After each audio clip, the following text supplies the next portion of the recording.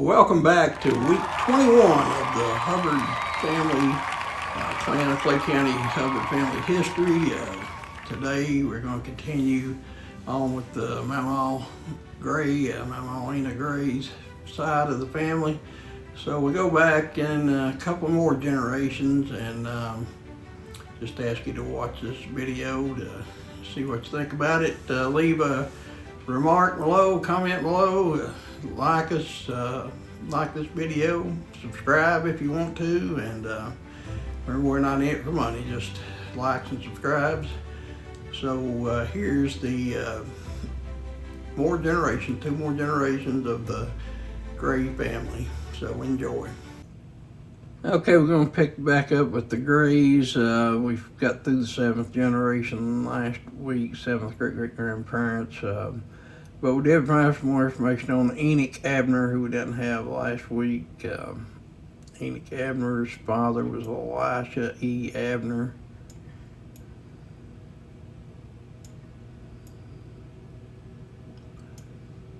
And we don't have any information on his birth or anything.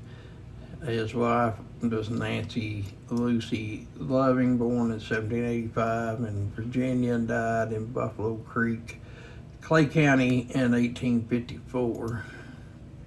Don't have any information on her parents. Elisha E. Abner, his father was Elisha E. Abner, the senior, born in 1740 in Virginia, died 1817, Butler County, Kentucky. His wife was Mary Polly Calloway. She was born in Halifax, Virginia in 1741, died 1827 in Oldham County, Virginia, or Kentucky. Elisha's father was Abney, born in 1708 in King William County, Virginia, and died in 1752 in Albemarle, Virginia. His wife was Anna Key Abney, and she died, born in 1705 in Virginia, and died in 1775 in Virginia. Mary Polly Calloway, her parents were Thomas C. Calloway, that's all we know about him was his name, and her mother was Mary Sarah Baker, born in 1711 in Pennsylvania, and died in 1800 in Ash, North Carolina. Then we don't have any information on Thomas Calloway or his wife's parents. Or Anna Key Abner, who was married to Abney Abner. His father was Lieutenant Paul Dannett Abney, Sr., born in 1659 in Leicester, England, died in 1732 in Charlottesville, Virginia. His wife was Mary Lee, born in 1664 in Ashfordby, England, and died in March of 1736 in Virginia.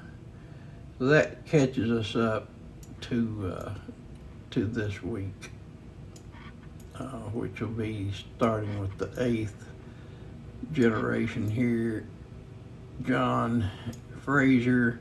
His father was James Fraser, and that's about all we know about him. His mother was Isabel Mary, born in 1717 in Inverness, Scotland, and died in 1789 in Inverness, Scotland. Don't have any information on Lydia Riddle's parents. William Mitchell, his father was Peter John Mitchell, born in 1685 in York, Virginia, died in 1740 in Bertie, North Carolina. His wife was Hannah Sessoms, and that's about all we know. Don't have any information on Elizabeth Jenkins' parents. Peter Noe, his father was Samuel Noe, born in 1690 in Maryland, died in 1740 in Prince George County, Maryland. His wife was Sarah Tennyson, born in 1656 in Charles, Maryland, died in 1729 in Charles, Maryland.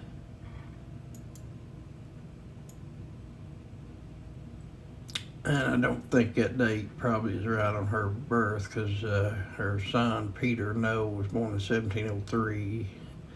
Could have been, she'd have been 47, but that's pretty old to have kids. Sorry, don't mean it's old. Margaret, the wife of Peter Noe, we have no information on her. Joseph Dennis, his father was Joseph Mallet Dennis, no information on his birth or death. His mother was Sarah Ann Durfee Dennis, born in 1692 in Newport, Rhode Island, died in 1759 in Newport, Rhode Island. Joseph Dennis's wife, Mary Ann Combs, we don't have any information on her. Daniel Lewis, we didn't have any information on his parents. His wife, Mary Maxon, her father was John Maxon, born in 1638 in Newport, Rhode Island, and died in 1720 in Rhode Island. Her mother, Mary Mosher, born in 1641 in Falmouth, Maine, and died in 1718 in Rhode Island. Didn't have any information on John Prosser, his parents, or his wife, Ruth Leatherwood. We go over here, we did not have any information on Lieutenant Abney's parents or his wife, Mary Lee.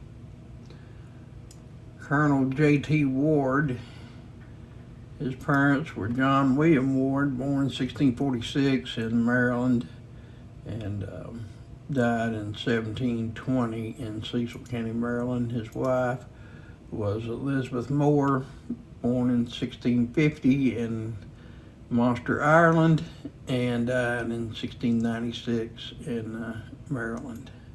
So there's some Irish blood. Susanna Beasy, Colonel Ward's wife, father was William Beasy, and that's all we know about him. Her mother was Rosamond Husbands, born in 1674 in Maryland, and died in 1697 in Maryland, so pretty young when she died. Going on, we had no information on Thomas Davis.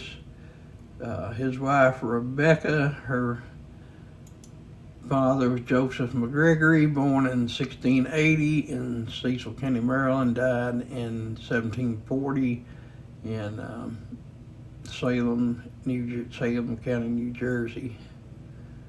And his wife was named Rebecca, and that's all we know about her. Going on to Peter Ford. His father was Captain James Jacques Ford, and he was born in 1708 in Mannocktown, Virginia, and died in 1787 in Mannequin, Virginia. His mother was Anne Elizabeth Bondurant, born in 1712 in Goochland County, Virginia, and died in 1758 in Goochland County, Virginia. Peter Ford's wife, Judith Ann Ford, her father was John Marshall Maxey, born in 1708 in Goochland County, Virginia, and died in 1779 in Buckingham, Virginia. Her mother, John Maxey's wife, was Sarah Sampson, born October 1710 in Goochland County, Virginia, and died in 1791 in Virginia, so 81 years old. We go over here to Nathaniel Maxey.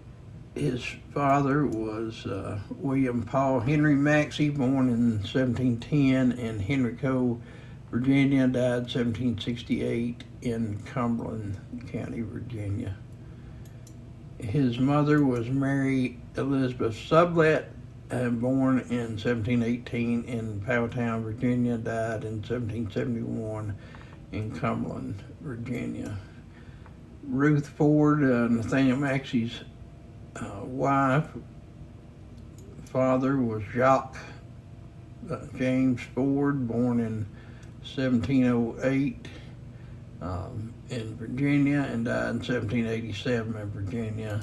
His wife, Ruth's mother, Anne Elizabeth Bondurant, born in 1712 in Goochland County, Virginia, died in 1758 in Virginia. So now we go to the next generation. I believe it's the 9th. You see a lot of people here to cover. We don't have any information on James Fraser. Isabel Murray, his wife. Her father was James Murray, born in Inverness, Scotland, 1689, died about 1728 in Scotland. Her mother was Barbara Mann, born in 1688 in Scotland, died about 1729 in Scotland. Peter John Mitchell, his father was Nathaniel John Mitchell, born in 1649 in Virginia, died 1700 in Virginia. His mother was Catherine Ann Bates, born in 1650 in Virginia City, Virginia, and died 1735 in Virginia City, Virginia. Peter John Mitchell's wife, Hannah Sessom, like I say, we don't have any information on her parents. Samuel, no, we don't know anything about her or his parents or his wife, Sarah Tennyson's parents. Joseph Dennis, his father was Jonathan John Dennis, born in 1669 in New Jersey and died in 1703 in New Jersey. And his wife was Rachel Hall, born in Dover, New Hampshire in 1676 and died in 1703 in Middlesex, New Jersey. Joseph Dennis' wife, Sarah Ann Durfee. Her father was Thomas Durfee Jr., born in 1669 in Newport, Rhode Island, and died 1729 in Portsmouth, Rhode Island. About 60 years old there. His wife, Susanna Freeborn, born 28th of March 1669 in Newport, Rhode Island, and died in 1728 in Rhode Island. Then we got to skip over to John Maxon. His father was Richard Maxon, who was born in 1602 in Manchester, England. Died in 1643 in Bronx of County, New York, in the United States. His wife was Rebecca Marbury. She was born in 1604 in Lincolnshire, England, and died in 1677 in Rhode Island. Mary Mosher, John Maxon's wife, her father was Hugh Mosher, that's about all we know about him, his name.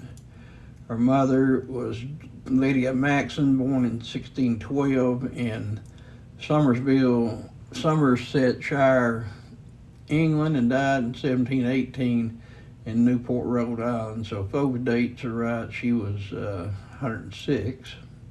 So that's good. John William Ward, we have no information on him. His wife, Elizabeth Moore, her father's name is John Moore. That's all we know about him. Priscilla Vining was her mother, born in 1616 in Cork County, Ireland, and died in 1660 in Munster, Ireland. So there's some more Irish blood. Have no further information on William Beasy or his wife Rosamond Husband or Joseph McGregory or his wife Rebecca or Captain Ford or Anne Bouchard. John Maxey, his father, all we know his name was Edward Maxey. His mother was Mary Susanna Gates, born in 1677 in Virginia and died in 1743 in Virginia. Now this is going to get a little bit strange here, so just hang on. Sarah Sampson, her father was Francis Sampson, born in 1679 in La Chapelle in France, and died in 1739 in Goochland, Virginia. Her mother, his wife, was Judith Bridget Beazlett, and that's about all we know about her. Now we go over here to William Paul Henry Maxey. His father was also Edward Maxey, who was married to Mary Gates, which is the same Mary Gates over here. So there was 1677 she was born, and died in 1743 in Virginia. Now if you go down and look at this, I'm going to finish this out, and then I'm going to go back and take a look at it because we're about done. Mary Sublett, William Maxey's wife, her father was Pierre Louis Sublett, and that's about all we know about him.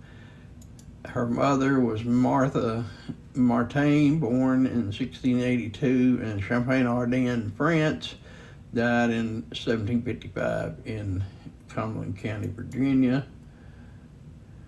Jacques Ford, his father was Jean-Pierre Ford, born in 1675 in France, and died in 1745 in Goochland, Virginia. His wife was Mary Elizabeth, and she was born in 1682 in Centre County, France, and died in Manictown, Virginia in 1745. Jacques Ford's wife, Anne Bondurant, we have no further information on her. Now, a quick look here at this Edward Maxey, Mary Gates.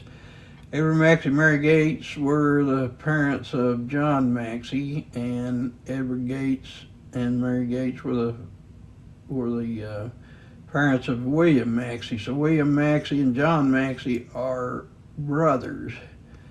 William Maxey had a son, Nathaniel Maxey. John Maxey had a daughter named Judith Maxey Ford.